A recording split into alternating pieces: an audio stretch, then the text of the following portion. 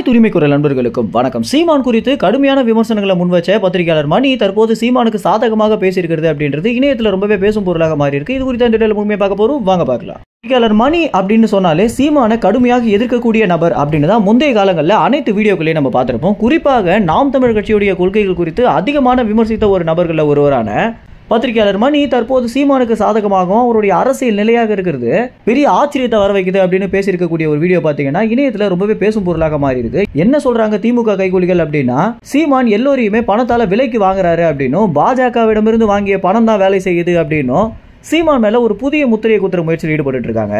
இருந்தாலும் பத்திரிகையாளர் மணி போன்ற நபர்கள்லாம் ஆரம்ப காலத்துல சீமானை குறித்து கடுமையாக விமர்சித்த ஒரு விஷயமே என்ன அப்படின்னா, இவர் எப்படி தனிச்சு நின்று அரசியல் பண்ண முடியும், இவர் மக்களை ஏமாத்துற முயற்சியில் தான் ஈடுபடுறாரு, நிச்சயமாக இன்னும் கொஞ்ச நாள்ல பிற கட்சிகள் மாதிரியே கூட்டணி அப்படின்ற பேர்ல வேற ஏதாவது கட்சிக்கு விலை போகதான் போறாரு, இதை நம்ம பார்க்க தான் போறோம் அப்படின்னு ஒரு 8 ஆண்டுகளாகவே பத்திரிகையாளர் மணி பாத்தீங்கன்னா சீமான் அரசியல் குறித்து பேசிட்டு தான் வந்துட்டு இருக்காரு. இருந்த போதும் கிட்டத்தட்ட இது 3வது தேர்தலாக இன்னமும் தனித்து தான் நிக்க போறேன் அப்படின்னு சீமான் அவர்கள் தேர்தல் காலத்தில் வெளியிடுறதும், தேர்தல் கொள்கைகள் குறித்து இன்னமும் நிலைமாறாம இருக்கிறதும் பாத்தீங்கன்னா பத்திரிகையாளர் மணியை பெரிய ஆச்சரியத்துக்கு உள்ளாக்கி இருக்கு. அப்படின்னும் என்னுடைய கணக்குப்படி இவர் பாத்தீங்கன்னா நிச்சயமாக கூட்டணியில் ஈடுபட்டோ இல்ல பாஜகவிடம் ஒரு பெரிய தொகையை வாங்கியோ அரசியலை விட்டு போயிடுவாரு அப்படின்னு எதிர்பார்க்கும் போது இன்னமும் தமிழ் மக்களுடைய எதிர்பார்ப்புக்கு ஏற்ற மாதிரி செயல்பட்டு வந்துட்டு இருக்கிறது அப்படின்றது பிற அரசியல்வாதிகள் இருந்து சீமான ரொம்பவே தனிச்சு காட்டுது அப்படின்னும், இதுதான் இவர் பக்கம் என்ன ஈர்க்க வச்சது அப்படின்னும் பத்திரிகையாளர் மணி பாத்தீங்கன்னா ரொம்ப வெளிப்படையான கருத்துக்களை வெளியிட்டிருக்காரு.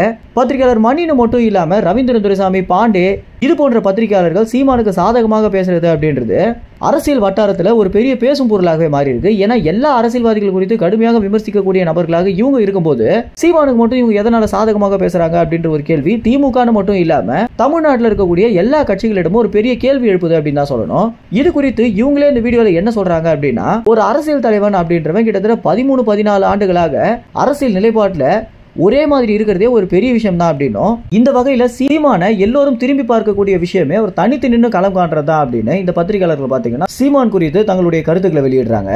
இதுலயும் பத்திரிகையாளர் மணி எல்லாரை விட கடுமையாக விமர்சித்த ஒரு நபராக இருந்து தற்போது சீமானுடைய கொள்கைகளை கண்டு நான் வியக்கிறேன் அப்படின்னு பேசியிருக்கக்கூடிய இந்த காணொலி இணையத்துல ரொம்ப வேகமாக பரவி ஒரு பெரிய பேசும் பொருளாகவே மாறி இருக்கு. இது குறித்து தந்தி தொலைக்காட்சியில விவாத மேடையில் ஈடுபட்ட திமுகவுடைய கைகூலிகள் என்ன சொல்றாங்க அப்படின்னா, தமிழ்நாட்டில் மூத்த பத்திரிகையாளர்கள் சீமானுக்கு சாதகமாக பேசுறது அப்படின்றது அவருக்கு அரசியல்ல பெரிய ஆதாயத்தை கொடுக்கும் அப்படின்றதுல எந்தவித மாற்று கருத்துமே இல்லை. இதனால திமுக கட்சி இன்னும் தீவிரமாக செயல்படணும் அப்படின்னு திமுகவுடைய ஆர்வலர்கள் பாத்தீங்கன்னா விவாத மேடைகள்ல திமுக இன்னும் வேகமாக செயல்படணும் அப்படின்ற கருத்தை முன் வச்சு பேசுறாங்க. பத்திரிகையாளர் மணி மற்றும் பத்திரிகையாளர் ஷாம் இவங்க இருவருமே பாத்தீங்கன்னா சீமானை அதிகமாக எதிர்த்து தற்போது சீமானுடைய அரசியல் கொள்கைகளை கண்டு நாங்க வியக்கிறோம் அப்படின்ற ரொம்ப நேர்பட பேசியிருக்காங்க.